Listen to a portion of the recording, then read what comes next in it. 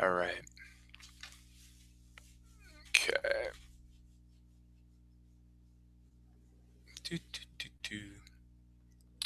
All right, give me a thumbs up, Matt, when you see it.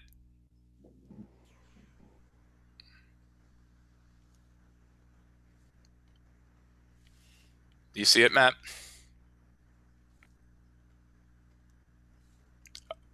We're good? All right, Mr. Shiner, the floor is now yours. Very well. Thank you, Dr. Conway. I'd like to welcome everybody to our meeting this evening. I'd like to call to order the April 28th, 2020 meeting of the WIU7 regular board at this time. All right, the next item is the Pledge of Allegiance. And I believe we have an American flag now displayed. So we can say the Pledge of Allegiance, and all those who would like to salute veterans or otherwise motivated folks are welcome to do so. I pledge allegiance to the flag of the United States of America and to the republic for which it stands, one nation, under God, indivisible, with liberty and justice for all. Thank you. Okay, next item is roll call.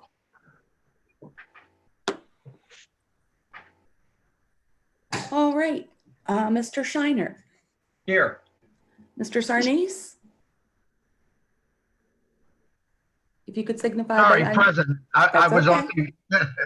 That's okay. Ms. Bedford? Ms. Bretz? Here. Ms. Callaway Rodriguez? Ms. Sioka? Here. Mr. Feldbush? Here. Mr. Jones? Mr. Jones, you have to unmute yourself. Thank you. Christy, you'll have to unmute yourself.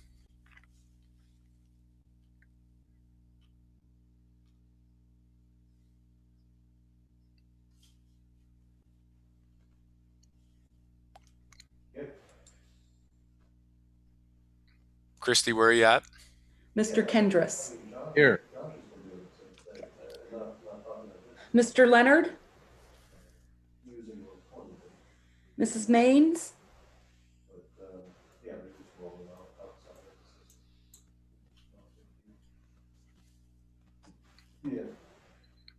Mrs. Maines is here. We heard her before. Okay. Mrs. Mock? Ms. Schmidt? Are muted. Mr. Schrock? Ms. Smith? Ms. Thomas? Here. Ms. Irvin? Here. Okay, we have 12 present, 5 absent. Very well. Thank you. I'd like to make a statement that prior to opening our meeting this evening, there was an executive session that was held to cover the topics of personnel, contractual issues, school security, and legal items. The next item is citizen comments on agenda items. I believe that we provided an opportunity for citizens to make public comments prior to this meeting. And as of noon today, we received no comments. So I will move on to the next item, which is approval of the minutes for the February 25th, 2020 meeting. I need a motion to approve the minutes. So moved, John Sarnes. Second, Feldbush. Very well. It has been moved and seconded that we approve the minutes of the February 25th, 2020 meeting. All those in favor, please signify by saying aye. Aye. Aye. Aye. Opposed? Motion carries. The minutes are approved. All right, just as a note, as I move through the agenda items this evening with our computer-based meeting, all of the votes will be roll call votes. And the first one that falls under that category is item 4, financial reports. I would like to determine if there's any of these items from FR 1920-26 through 31 that should be pulled for further discussion. Okay, seeing none, I need a motion to approve FR 1920-26 through FR 1920-31. So moved, Thomas. Second, Darlene Sioka. Okay, it's been moved and seconded to approve these items. All those, please signify by saying aye. Aye. Aye. Aye. Aye. Those opposed? Motion carries. Okay, that brings us to board committee reports. And I guess I'll kick off with executive services. I would like to take this opportunity to say thank you from the bottom of my heart to Dr. Conway and all of the staff and professionals at WIU 7 who have dealt with our very much unexpected shift to distance learning. Nobody was expecting that the pandemic would have the impact that it had back in February, but it sure didn't take very long in March to realize that our nation had a major challenge that we had to deal with. And that threw quite a wrench into our plans and forced everyone to shift over very rapidly to try to learn distance learning. There was a number of issues with school year issues, with contractual issues, and a number of things that had to be done in pretty rapid order. I had the luxury of having many conversations with Dr. Conway, who kept me appraised in the March timeframe about how things were transpiring. And the news I kept getting back over and over again was it's working. We're getting there. You know, it's not necessarily easy to make all this happen, but we have a highly dedicated staff of people who are working to figure out how we're going to provide the services to our students and to our surrounding school districts that they depend upon us for. And from what I can tell, my observations are it has worked thus far. I know it's not perfect, but it's going in the right direction. And I want to thank each and every one of you for all of the very difficult times and challenges that you've been dealing with. And you certainly have my support. I don't think I have any other comments that I need to make at this time. I just kind of summarize what has been the thing we've been dealing with almost since our last board meeting. So is there anybody else that might want to make a comment? This is John Sarnice. I'd just like to second your appraisal of everybody. They've done a fine job. Our students are in good hands, and I appreciate everybody's support. Thank you very much for the job well done. I did find it a little ironic that at our last board meeting in February, we had some presentations, one of which talked about telelearning and how we might deal with some of our students with special needs through computer learning. And I thought, boy, that obviously was a wonderful thing to have had, given the events that transpired not long after that meeting was held. That was a very great thing to have heard.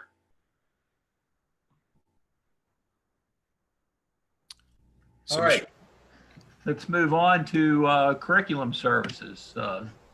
Ms. Mays.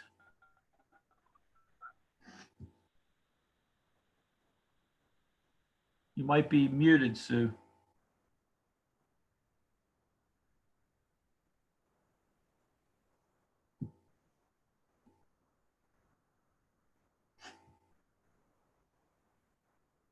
Oh no, Sue, if you can hear me, wave your hand.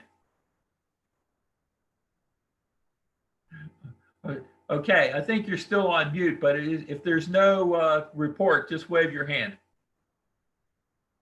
Thank you. We'll move on to financial services with Bill Feldbush. Nothing to report. Thank you. Very well, thank you.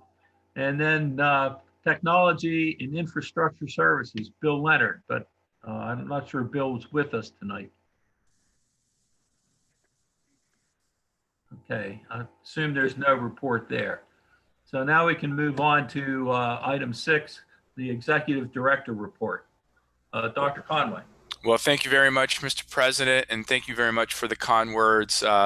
Words really can't describe what we all have been going through really since the beginning of March with seeing the pandemic increase in intensity.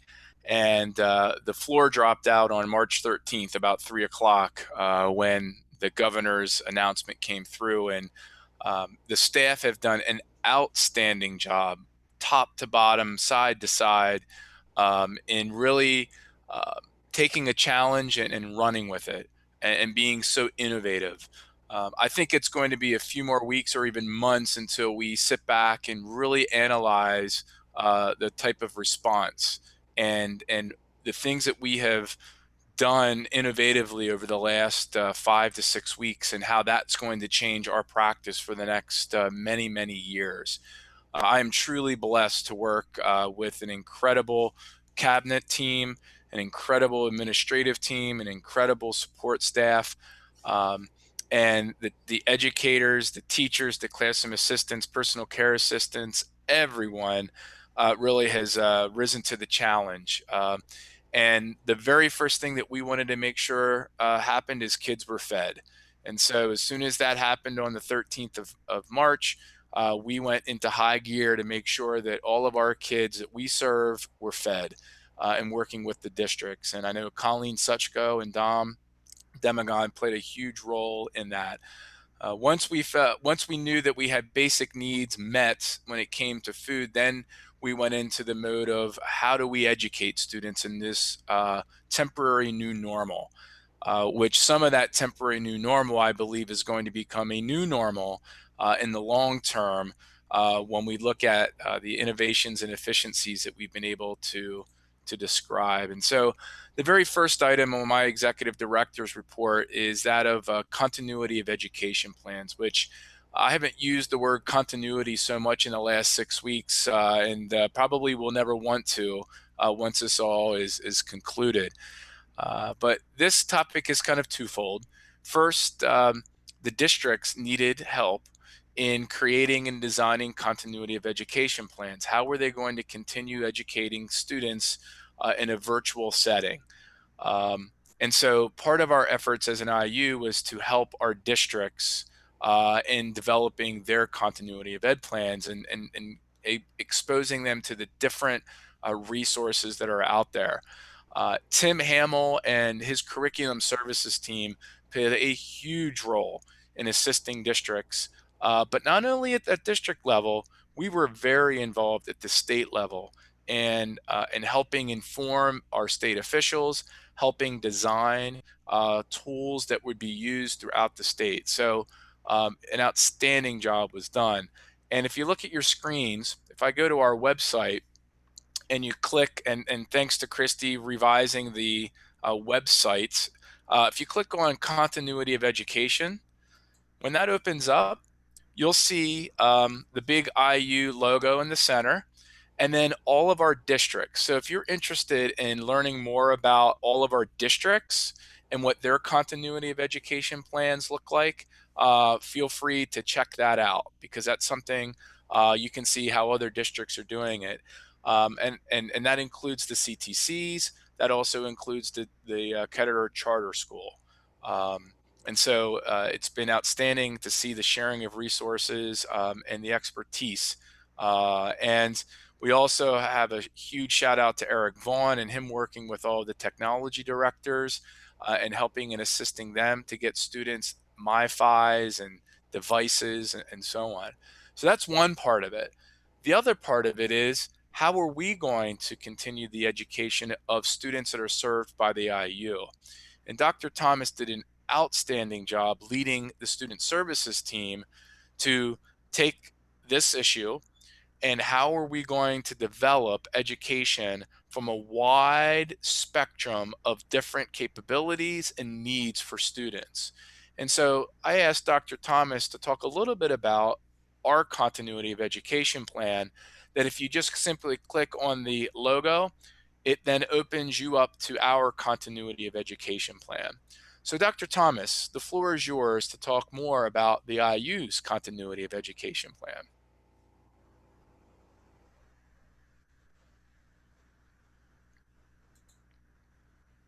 Is Matt waiting for the round of applause? No, I forgot to unmute. Sorry about that. Oh, there you go. You want me to stop sharing? Thank you, Dr. Conway. You bet. So there are two things I'd like to share with you. And before we get into our actual continuity of education plan, you should be able to see here momentarily my iPad. And this should be able to show you exactly the Google Classrooms that now canvas the Clairview School as well as Greensburg Partial, which are basically our two large school-age instructional areas. And you'll notice I won't open all these up because there are student names in here, but you can see all of our teacher names and the articles that students are engaging with across emotional support, autism support, multidisability support, and life skills support. And we do have both regular education students and special education students at our partial hospitalization unit. So you'll even notice our outside areas such as guidance and psychology, our nursing, our speech, all of our related services are also providing and collaborating with staff across Google Classroom, providing instructional content. I'm going to just switch back over to share. And actually, Dr. Conway, if you want to go ahead and share your screen, you can just click for me and then we don't have to do another share. Okay. We'll go back to the continuity of education document. And I shut down, Matt. So the IU7 webpage, there are 4 boxes that we have created here in the middle. Thank you to Christy and the EdLeo team. When you click on the continuity of education plan, it will take you into our individual Google site. Right now, we have all 17 districts. Our logo then takes you to our site. And we'll just go down through each one of these very quickly. Dr. Conway, if you would click on goals, we'll just go sort of systemically down to the list. Our goal was to provide a continuity of education based on anything that happens after March 30th. And the key point here is this document is sort of a living document for all of our services and programs and will serve as a look back 6, 8, 10 months from now of what we did during this time. It also could be a launching point as we evolve. As Dr. Conway said earlier, we found a lot of efficiencies. It's a quite exhilarating time in education right now because we're having to think ways we've never had to think. And that spurs a lot of innovation across our educators in districts. If you would go back one there, Dr. Conway. And if we go to the overview, and I think this is sort of our overarching goal. In special education, we are highlighting these 5 tenets to support students in special education practice. So this is our logic model. This is how we are showing staff of exactly how that we want to provide, supported by optimal supports and tools. And that's technology and sometimes other tools that we're using in addition to just things like Zoom and Google Classroom. But you'll notice those 5 guiding pillars. Special education is not a service. It is a service. It's not a place. We are ensuring free and appropriate public education, or FAPE. We are promoting equity. We are promoting access to resources. And in all times, we are presuming competence. And when we look at this document, The two that we're struggling, I would say statewide, not necessarily locally, are providing equity and access to services. And that has been catching parents up to make sure that they have an internet connection and they can engage with our staff. But there are so many numerous successes and short-term wins that we found across these 5 pillars that of course support our learning area. You can go to the next one, Dr. Conway. Sorry, my dog just came in. Hold on. Scroll down just a little bit. Good. You want me to go to good efforts? Good faith efforts? I'm sorry, I meant to scroll on the overview. Oh, sorry about that. That's okay. There we go. Overview right here? Yep. Gotcha. Okay. I'm sorry, we can go back. I thought there was more towards the bottom there. I apologize. So the next one that we'll bring up are our good faith efforts to access and equity for all students. As they are coming in, and actually we have posted, as Dr. Conway said, all of the continuity of education plans. One of the first hurdles that we ran into per district is that now that we're in a virtual setting, and we have to have a pledge of good faith effort to provide FAPE to our students. And so as these are coming in from our districts, we're posting these. Again, this site serves as an archive to know what we did in this amount of time. And so going forward, we have a resource to look backwards as well. So they're continuing to come in, right, Dr. Correct. Thomas? Correct, yes. So don't be upset if you don't see your districts up there. It's just a work in progress. Sure. Expectations for teaching and learning shows us our next logic model that we showed to our staff. And if you look left to right, what we chose to do was to think about and introduce 2 new concepts to our staff. You'll notice in there, you've heard the term synchronous and asynchronous learning involved. It's sort of in the purple text in the midpoint of the page. Our goal was to clearly define where this is happening. So when we talk about synchronous learning, it's real time. It's like this is a synchronous meeting. We're having this meeting in real time, but at some point in the future, somebody could come back and watch this meeting 2 days from now, and they're not live. They're now watching it in an asynchronous format because it's archived. And so our asynchronous refers to things that students can engage with anytime, anywhere, and they don't necessarily need to engage with a live clinician or teacher or person to provide that service. And so just like this meeting is synchronous now, and if, after it's over tonight, it will be asynchronously provided to the public moving forward. Our tools are in the aquamarine boxes of what we've encouraged our staff to use. And you'll see that there are specific tools across the continuum. And then you'll notice in the sort of the slender gray box at the top, so collegial support, materials and activities, and real-time engagement. We wanted to give our staff, looking left to right, when you're working in the back office without kids and you're trying to support each other, use Microsoft Teams, use our back channel for chatting, for putting issues out there to provide support to each other. When you're working and providing materials and resources, we had to be very sensitive to our districts. We use Google Classroom at our IU, and many of our districts have. There have been some permutations of that across the 17 districts. We also use a product called Edgenuity, which you may have heard. This is also owned by a company called Odysseyware, Odysseyware. And Edgenuity and Odysseyware together were provided out for the state. We actually already had this in place at the IU. So it was an awesome win for us to be providing this directly to students. And finally, when we need to be in settings where we are providing a service in real time, districts and the IU are using either Zoom or Google Meet, most predominantly Zoom, like we're in this meeting right now. And this is where real-time engagement occurs: instruction, therapy, support, question and answer sessions, remediation and enrichment. Dr. Conway, if you would just take us to the next link. Our communication tools and strategies, we're using our website as a resource.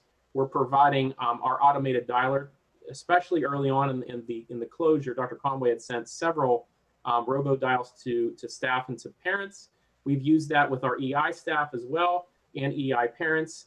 We keep in touch via Facebook, Instagram, and Twitter. And of course, we're using Zoom a lot and providing individual username access for everyone's virtual office in Zoom. We did very early on develop, in cooperation with our districts, a notice of virtual settings, privacy limitations. When we are doing a real-time setting such as Zoom, we cannot control fully the confidentiality parameters of a person's living room or kitchen table. We can certainly provide our confidentiality because we are, you know, like me, I'm in a room by myself with the door locked and no one else is really with me at this moment. So we developed a consent form with Attorney Beard's help and guidance, and this seemed to be very similar to what a lot of other intermediate units and school districts were doing around the state, and have used this as a way to ensure to parents you understand that your child is engaging in a virtual setting and that you're giving us consent to provide the instruction and the support within that virtual setting. Next one, Dr. Conway. Again, access and equity have been very eye-opening experiences. This provides the three core areas of our programs. It also provides where our technical support is available and who you should call. As we scroll down that page a bit, you'll notice that we have also provided links to families that are providing internet access.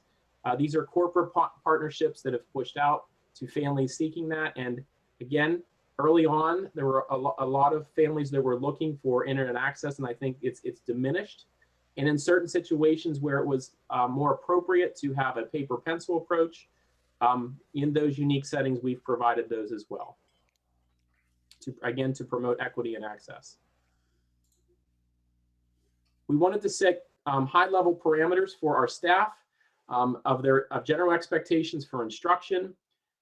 We aren't able to walk into a classroom unless we're doing it via Zoom.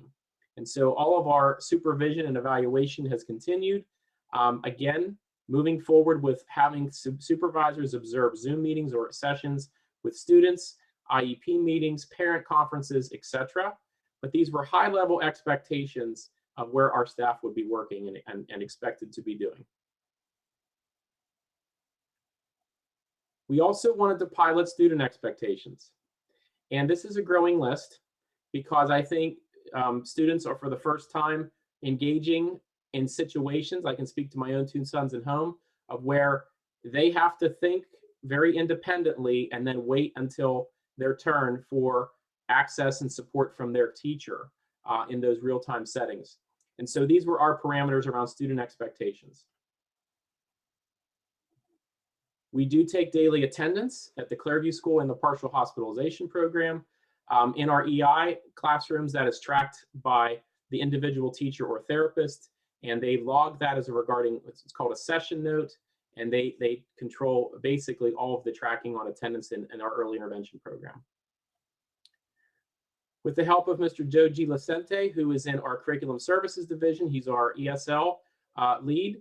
He has provided tremendous lean and support for our ESL teachers across the county for English learners.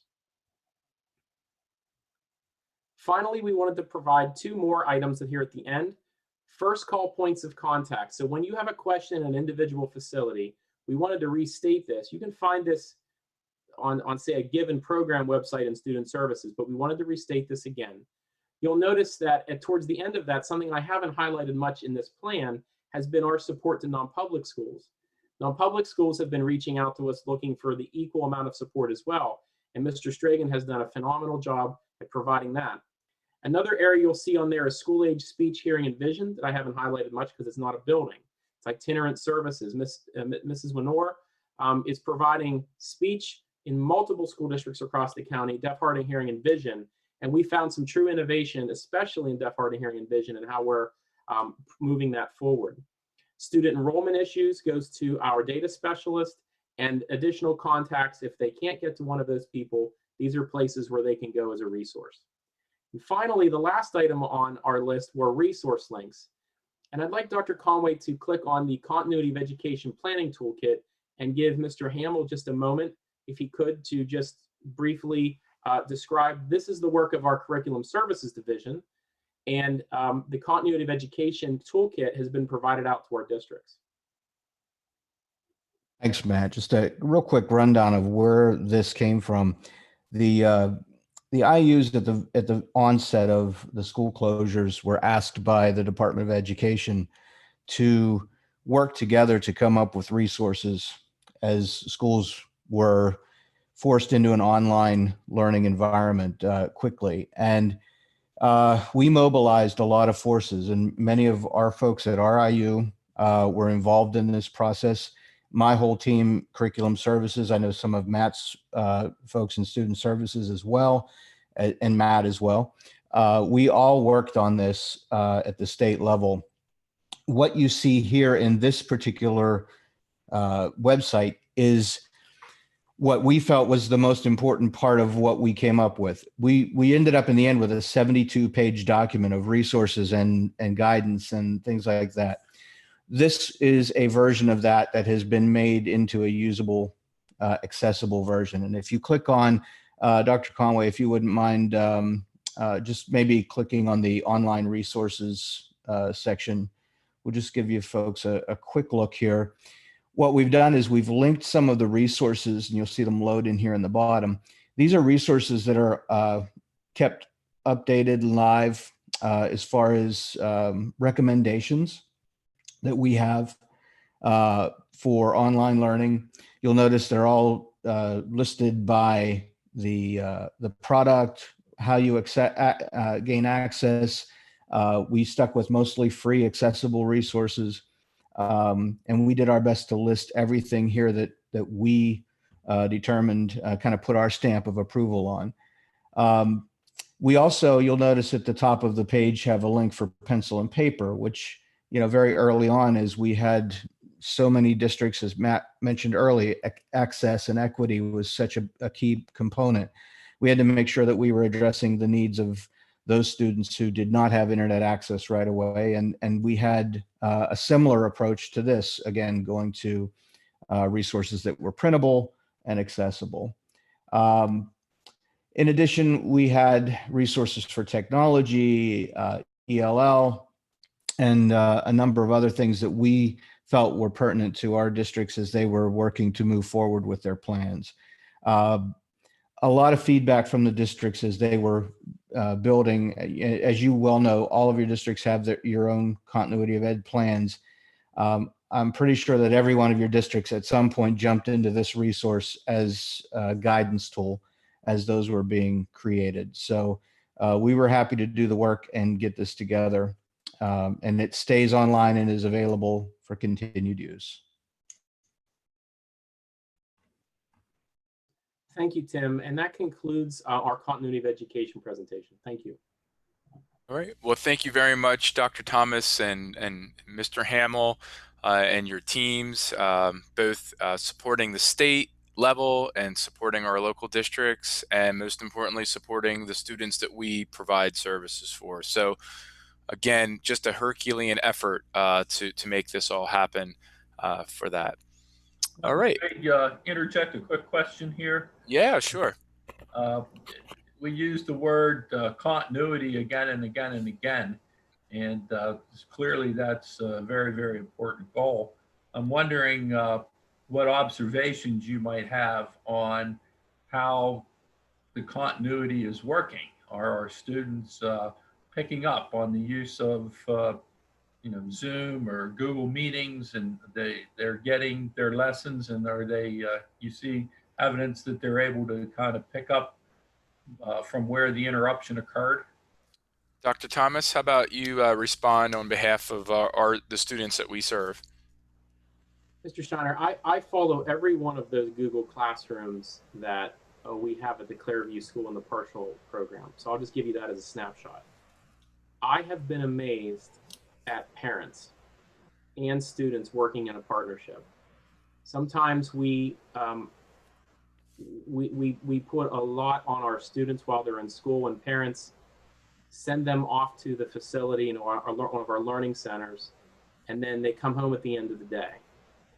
I have been amazed at the partnership and the amount of activity that we see students getting that hand-over-hand support by their their families and the growth that they're making. And many times our students across those two facilities, just as an example, are posting things at 7, 8, 9 o'clock at night. I'll have my iPad out on the dining room table and I'll just look up and it'll say there was a new post, by a student.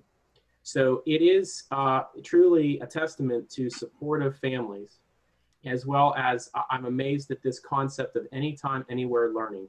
Students don't have to learn within the four walls of the school. It is certainly challenging, and this has been a hard, 90-degree right turn for public education right now, no doubt about it.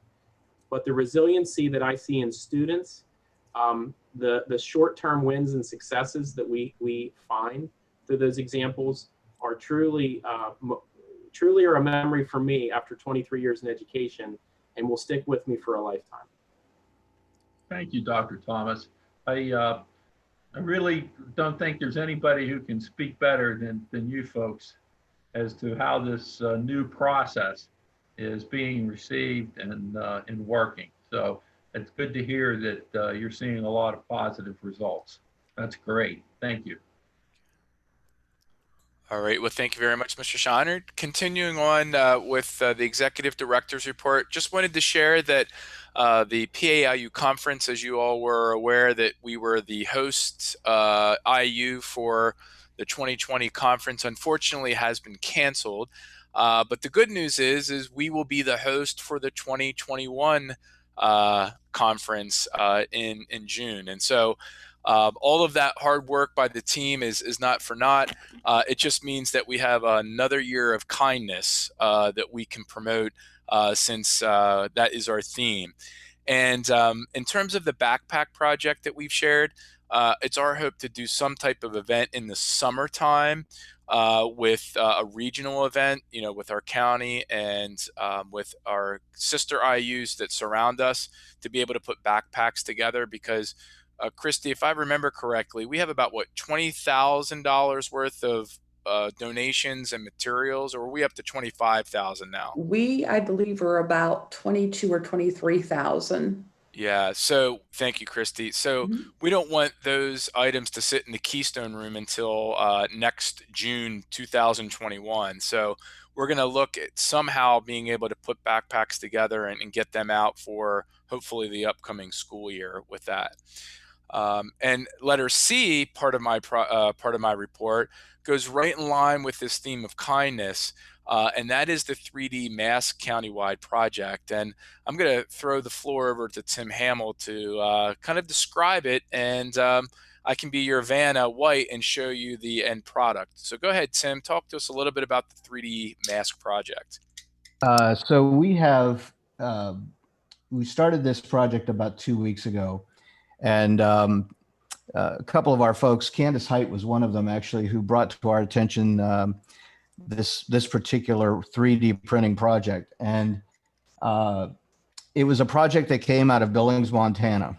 And the files were freely available. And we decided we were going to take on the project and motivate some of our local folks who had access to 3D printers to take this on and begin doing some of the printing. So to date, we have produced almost 200 of these masks.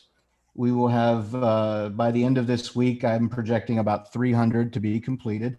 You can see that there, Dr. Conway is holding one of them in the picture. The way these work, they're obviously hard. They're printed on 3D plastic, but they're made to use the N95 mask material in that center piece that pops out. And they in turn can take a single use N95 mask and make it a 6 times the use, because you only use a portion of the filter material. And you take that piece, stick it in that slot, and boom, you've got 6 times the amount of masks. So we know we have a need locally in our law enforcement and nursing home and some other facilities. We've partnered with Westmoreland County Emergency Management to distribute these when they're ready, and we have the first batch just about ready to go. You'll notice there's some unique things in the way these are made. Dr. Conway, if you don't mind, Sure. I'm going to share my screen. Oh, go ahead. because I do have some photos that might show this a little bit better. Sorry, there you go. Okay, let me get rid of this. That's my kitchen table. So Dr. Conway did some of the work of assembly, and these were some of the ones he had at his house. We also have an assembly line running at the IU where we have some folks rotating through, and these are some of the masks that have been done there. In addition to those, we also have, let me see if I can show you. Here's some of the other. This is Sarah Wagner and Candace Height, who were working on them today. Give you a quick rundown of who's involved in the project, because this is truly a countywide effort. We have in our facility, Dr. Conway and his entire family. They've been working hard on this. Candace Height and Sarah Wagner as well. Dave Vinipol, a teacher at Derry, and some of his students. Jared Schultz, a teacher at Norwin, who's been printing, I think he's printed almost 80 of these things already. Ken Bissell, Brian Nymick, and Roger Peckart from Greensburg, Salem, working hard. I think they have a family. They actually involved some of the students in printing. They sent the printers home, put them in their homes, and they're working on printing these. A local businessman from Pittsburgh, Tom Joseph, who donated about 100 yards of weather stripping, which is the seal that goes around the mask, and about 150 yards of elastic, which it's like trying to find gold right now if you're looking for elastic. He donated about 150 yards. Melanie Fleming, another one of our parents from Franklin Regional, donated about 200 yards of elastic today. So it's great the amount of work the community's putting into this. It's a very rewarding project. In crazy times, to have something like this going on kind of keeps you sane and kind of keeps you motivated to keep going. And it's great to see the number of people who contributed and continue to contribute. And Gretchen Beveridge, I appreciate all the, I've seen what you've been doing there. Look at the mask Gretchen has there. These are some of the face shields that have been produced locally too. So we're not the only project in town. There's a lot of other ones going on, but we're excited to continue, and we'll continue to do this project until somebody tells us to stop. All right. Excellent, Tim. Oh, sorry. Go ahead, Gretchen. I will say I've got it attached to my earring. I will say out loud that masks, I wear them every single day, about 8 hours a day. They're hot, they're stinky, they're sweaty, and most people have issues right here on their nose, and people are breaking out in acne right here on the jawline. I come home every day and I just throw myself in the shower, try to get all that, the icky, I don't know, foggy crap off my face. And one of the projects that we are working on are the face shields, which are, they're really flimsy plastic. We're working on making face shields for students, so that when they come back to school, they'll have a high quality face shield that'll be a little bit heavier than this, that they can wear hopefully all day long if they need to, in place of a mask, because the mask is so heavy and bulky. At least that's the game plan. Thanks for sharing that, We're Mrs. making 20,000 masks today right now. Wow. Well, thanks for sharing that for sure. So it's So truly the goal is incredible. at some point, hopefully, we'll get students here with their face shields and hopefully masks as well. That's the goal. Gotcha. All right, I'm off. All right. I'm sorry, go ahead. No, thanks for sharing that. I interrupted your meeting, but Yeah. here's basic N95 mask. And the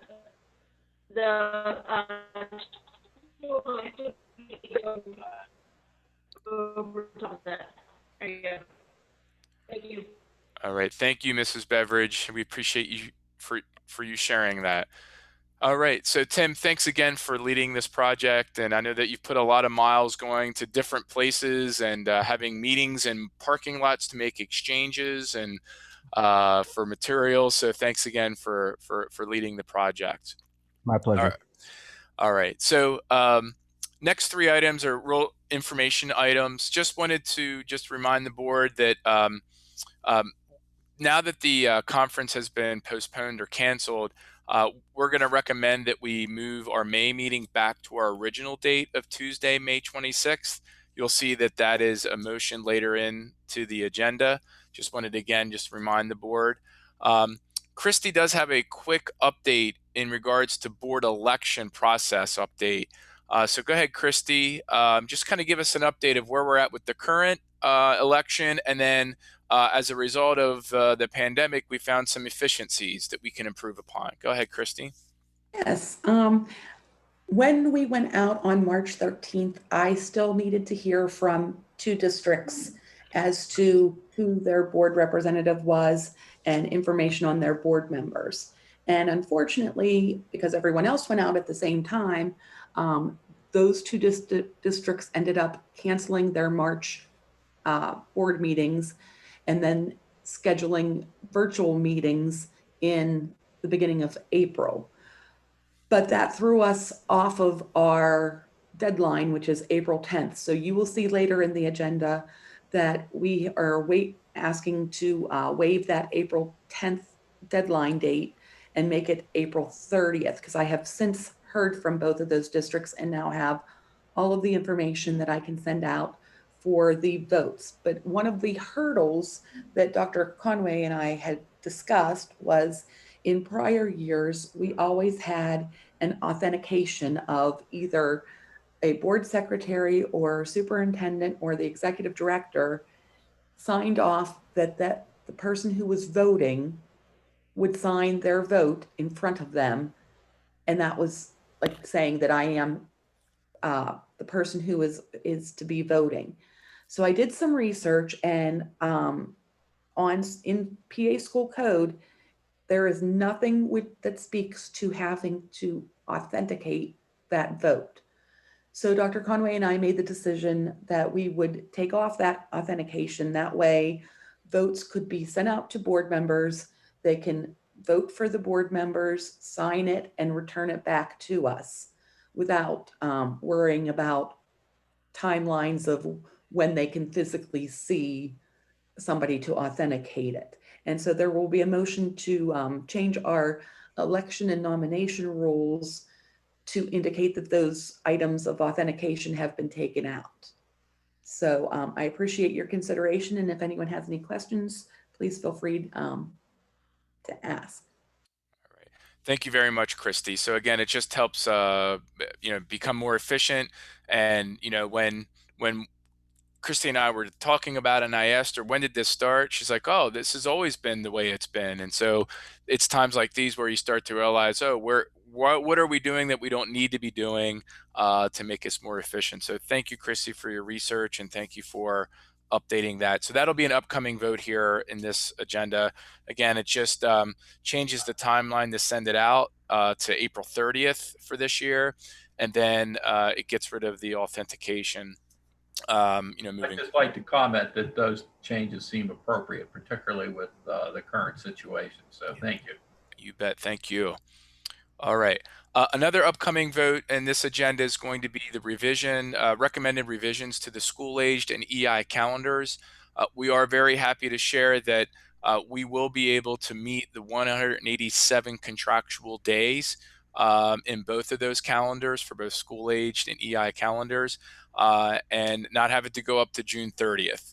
Right now, a school-age, what we would propose is students would go through June 12th, and the teachers would have an in-service day on a virtual in-service day on June 15th, which is a Monday.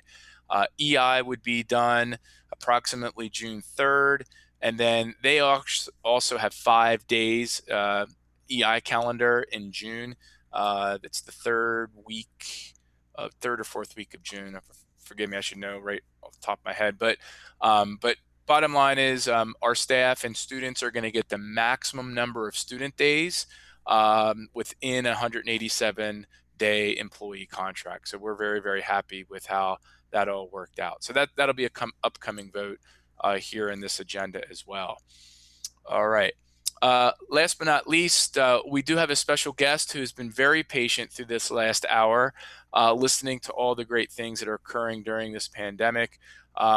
Cole from Deluzio and Company would like to share some audit report, fiscal report. And so, Lynn, before he starts, is there anything that you want to say? No, it's just a pleasure to have Cole with us, and I wanted to acknowledge that he was made partner at Deluzio and Company within this past year. So I want to congratulate Cole. Congratulations, Cole. All right, so the floor is yours, Cole. Cole, just let me know if there's anything that you need me to bring up onto the screen. No, I think everybody has a copy of the financial statements and the final communication. I'll make this fairly quick. First of all, I want to thank all of you for everything you're doing with the students and keeping school going with everything going on. That is not an easy task, and it's fluid, a challenging time. So thank you, first of all, for that. Like Lynn and Dr. Conway said, my name is Cole Bean. I'm a partner with Deluzio and Company. Jeff Ansavino is the partner on the intermediate unit audit job. He was not available tonight. I usually work with Lynn and Rod, so I definitely want to thank both of them for everything they did this year to make sure the audit went smooth, as well as you, Dr. Conway. I also want to thank the board for allowing us to be the independent auditors again for 6/30/19. We appreciate the opportunity. Like I said, I'll go through this fairly quick. If you have the bigger packet, it's the audit report, includes the financial statements. Page 1 is really the only thing that's page 1, and then in the back there's some reports, page 58. The only thing that really ours, everything else is intermediate units. This is our opinion, and as in prior years, it's an unmodified opinion. That's the highest level a CPA firm can give.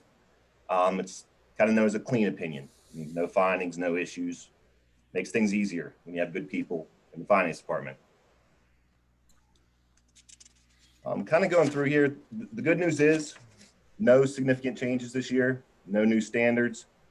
Everything's pretty consistent with last year. The only big change was a reduction in the net pension liability, which just relates to the reduction in number of employees, the covered employees. And there was also some good investment income on the PSER side, so that kind of offsets some of the liability. I think 2 years ago it was down, so obviously it was a higher liability.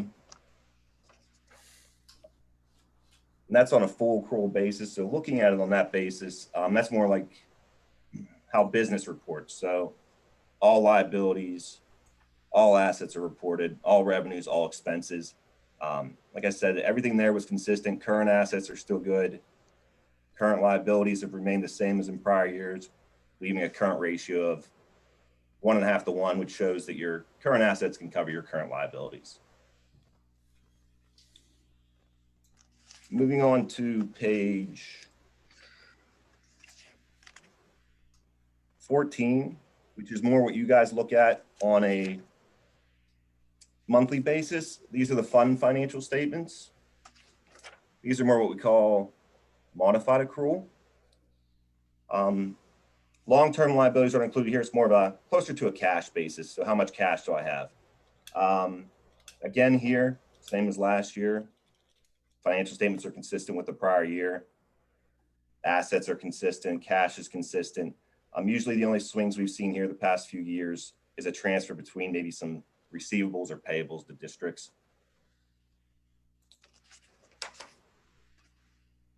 We keep flipping through here. There's some reconciliations. And then we get into the notes to the financial statements. As I said, there were no new standards, so no significant changes here. That's a big section of notes. So obviously I'm not going to sit here and read them all to you. That goes all the way from page 19 through 42. 43, 44, 45, and 46 are required supplementary schedules, and they kind of give you a look at the individual funds of the district or of the IU and a budget to actual variance. And those variances are kind of described in the management discussion and analysis. Page 47 is another required schedule about pensions. Same for 48. 49 and 50 relate to the OPEB liabilities. You get to page 52, that is federal funding. There were no significant changes in federal funding this year, which leads me to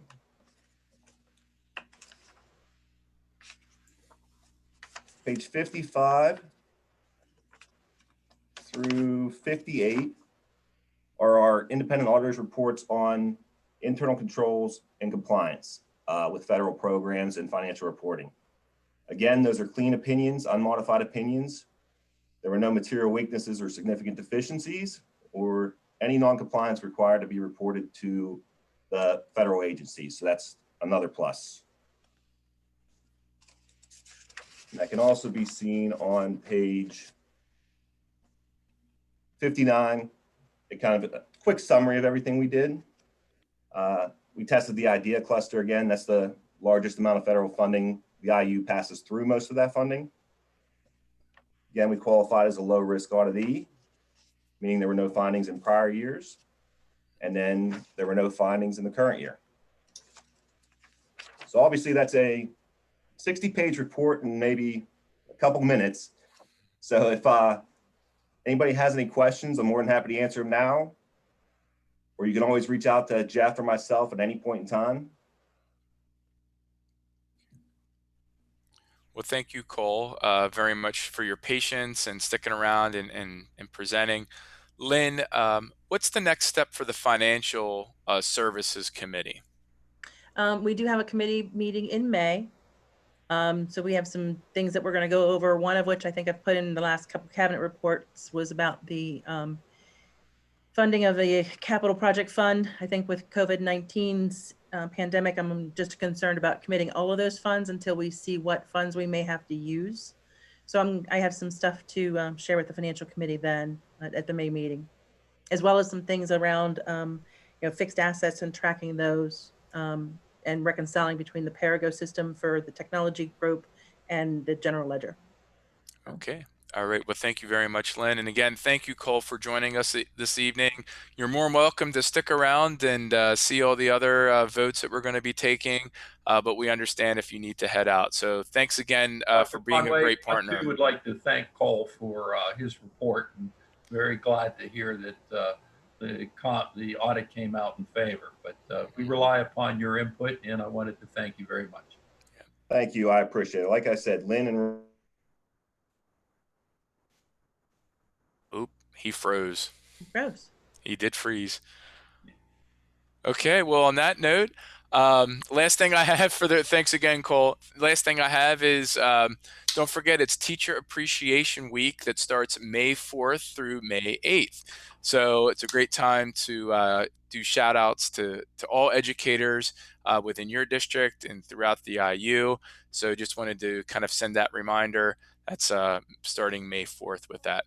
So, Mr. President, that does end our very long Executive Director's Report, but hopefully you found it very informative.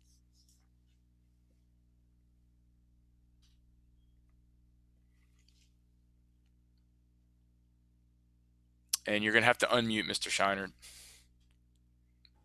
Yes, thank you. I wanted to just again express my appreciation for everyone who is helping us get through these unprecedented times. Yes, and with that, I'm ready to move on.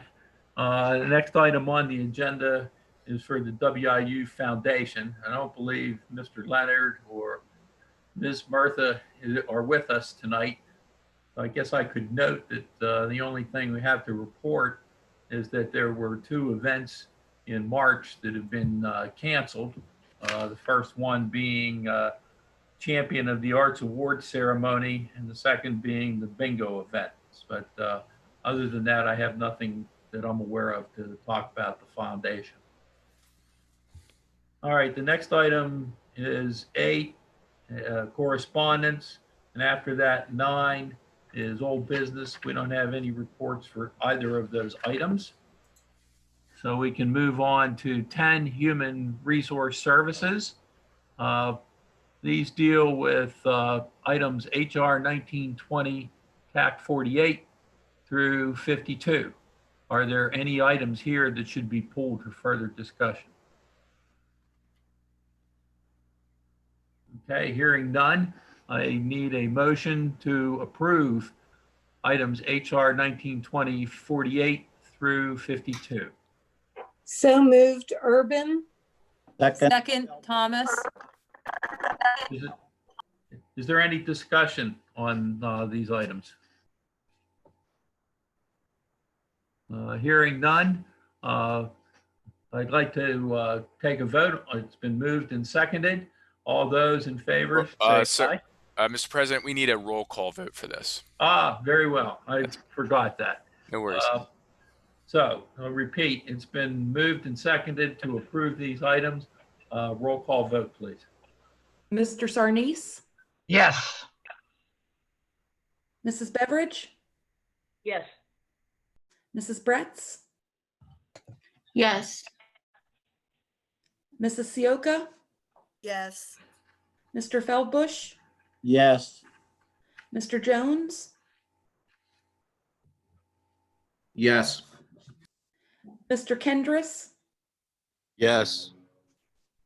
Mrs. Maines, Yes. Mrs. Schmidt,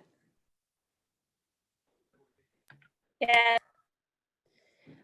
Mrs. Thomas, Yes. Mrs. Urban, Yes. Mr. Scheinert, Yes. 12 yes, motion's carried. Very well, thank you. All right. That gets us over to item 11, curriculum services. This deals with items CS 1920, TAC 12, and 13. Is there any reason to pull either of these items?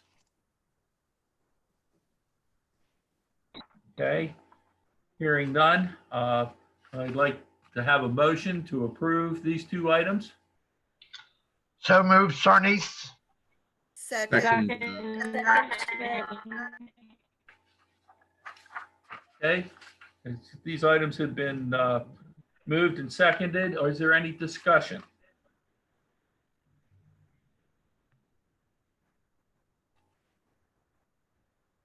Okay, if there's no discussion, I believe we still need a roll call on these. So could we have a roll call, please?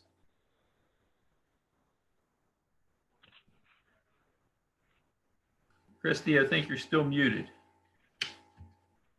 Sorry about that. Mrs. Beveridge, Yes. Mrs. Bretz, Yes. Mrs. Sioka, Yes. Mr. Feldbush, Yes. Mr. Jones, Yes. Mr. Kendris, Yes. Mrs. Maines, Yes. Mrs. Schmidt, Yes. Ms. Thomas, Yes. Mrs. Urban, Yes. Mr. Scheinert, Yes. Mr. Sarnes, Yes. 12 yes, motion's carried. Very well, thank you. Okay, next moving on to agenda item 12, financial services.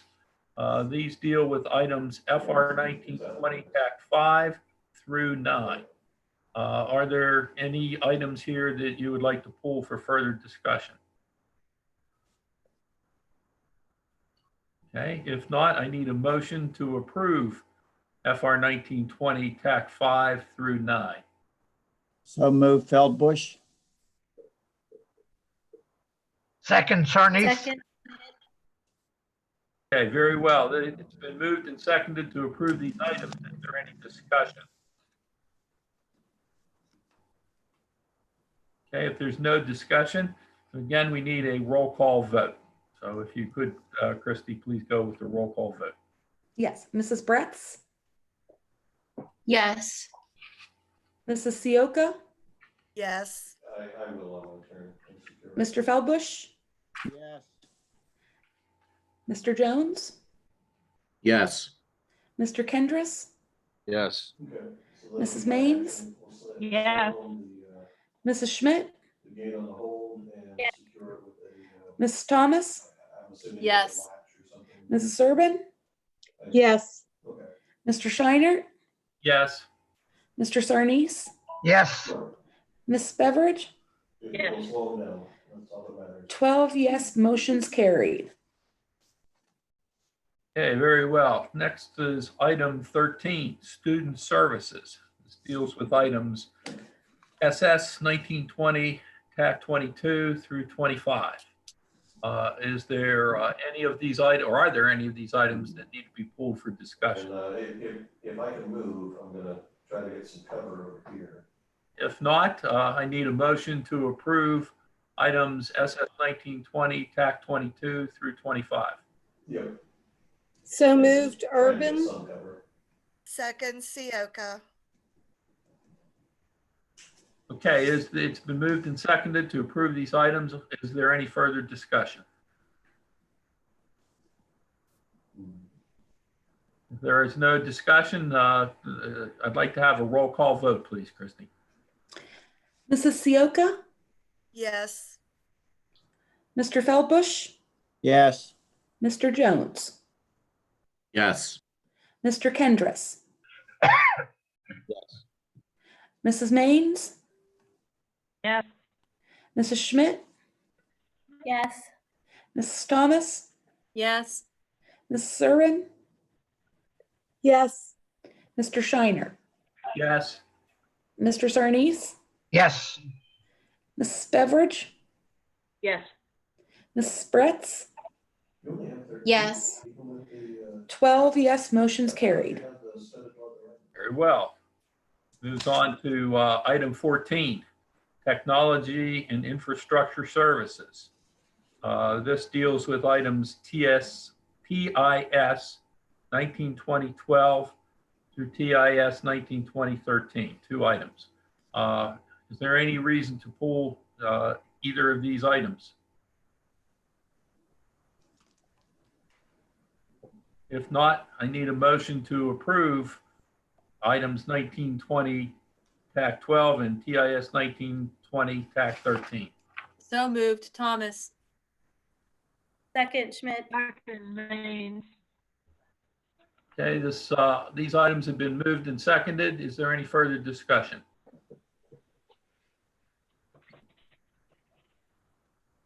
If not, I'd like to have a roll call vote for these 2 items. Hey, Mr. Feldbush, Yes. Mr. Jones, Yes. Mr. Kendris, Yes. Mrs. Maines, Yes. Mrs. Schmidt, Yes. Mrs. Thomas, Yes. Mrs. Urban, Yes. Mr. Shiner, Yes. Mr. Sarnes, Yes.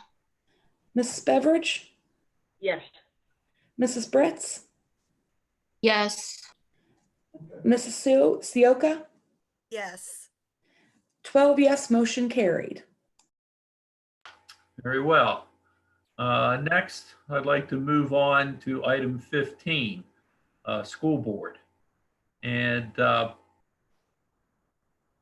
think the best thing to do, the first item we're going to talk about is, are we going to pull any items? First, let me ask, is there any items that you would like to pull for further discussion?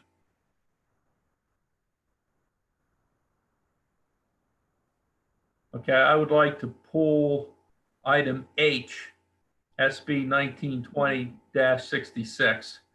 There's a slight modification to that item, so we'll pull that one and talk about that. So could we, now I would like to get a motion to approve items SB 1920-59 through 65 and SB item 1920-67 through 70. So that's all the items with the exception of 66. Looking for a motion to approve in a second. So moved, Urban. second, Feldbush. All right, it's been moved and seconded to approve these items. Is there any further discussion? Okay, if not, let's have a roll call vote on those items. This again is SB 1920-59 through 65 and 67 through 70. Roll call. All right, Mr. Kendris, Yes. Mrs. Maines, Yes. Mrs. Schmidt, Yes. Mrs. Thomas, Yes. Mrs. Urban, Yes. Mr. Shiner, Yes. Mr. Sarnes, Yes. Miss Beveridge, Yes. Mrs. Bretz, Yes. Mrs. Sioka, yes, Mr. Feldbush, Yes. Mr. Jones. Yes. 12 yes, motion's carried. All right, I'd like to move back to SB 1920-66. I'd like to amend the wording, and we consider this a trivial change in wording, but amend the wording so that the item starts off reading, due to the 2020 COVID pandemic,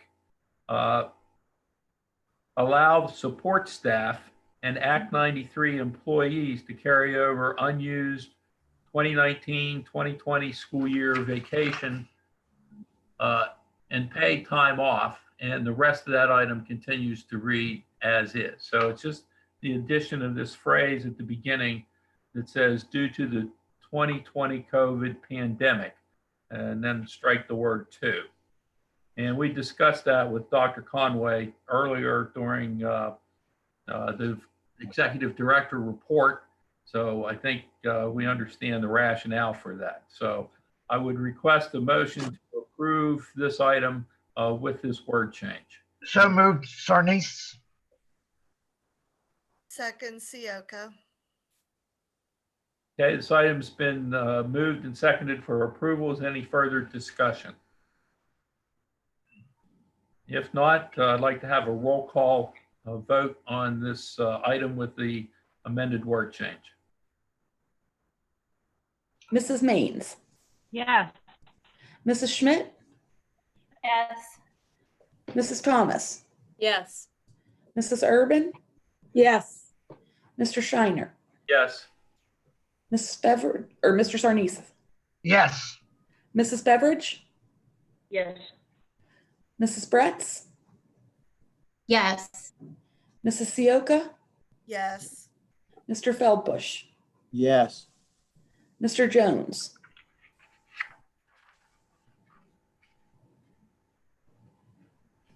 Mr. Jones,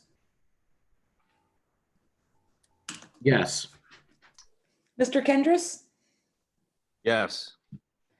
All right, 12 yes, motion carried. Very well. Next item on the agenda is item 16, board policy first readings. And in this section, there are 4 items. SB 1920 Tax 71 through SB 1920 Tax 74. Now, these are all policy items, new policy items, and they're on the agenda this evening for their first reading. So I guess I'd like to open it up to anybody that might have any comments on these items. There will be no vote on these items tonight. It's only the first reading. Are there any comments?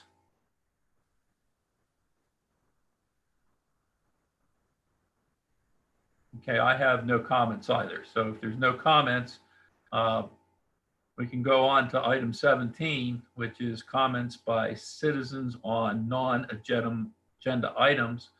And as I mentioned at the outset of the meeting, we did not receive any comments from citizens. Therefore, I'll move on to item 18, which is the availability for comments from IU board members. Do any of you have any comments to share with us this evening?